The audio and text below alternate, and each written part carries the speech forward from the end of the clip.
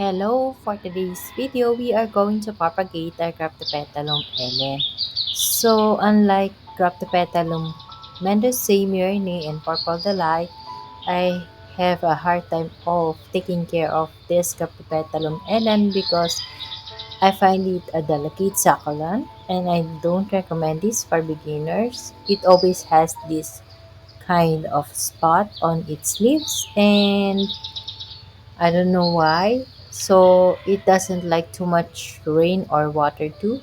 So I just put it in a part of my veranda area where there's a small roof that it doesn't get that too much or lots of rain because it usually get mushy leaves whenever it get too much rain. So, in propagating this Captopetalum ellen, it's just the same of how do I propagate my Captopetalum mendozae and myrni. All we have to do is cut and pot it in a dry soil mix and I put Osmocote slow release fertilizer to improve more root growth. If you would notice also, the leaves of the Graptopetalum ellen turns almost to green color because it has been here in my garage area for a week already. So it's starting to lose its vibrant color of purplish to pink color when it's dressed. Anyway, when we put it back in the veranda area, the color will come back. So this is what happened to the succulent that doesn't have enough sunlight or they don't receive enough sunlight. Their color becomes green. You will not be able to achieve the stress color. So enjoy the rest of my video.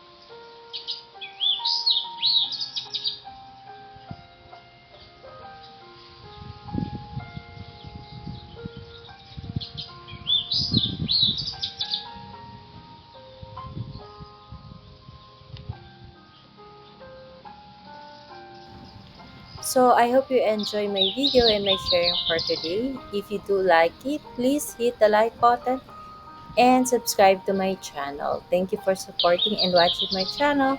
See you on my next video. Bye. God bless us all. Bye.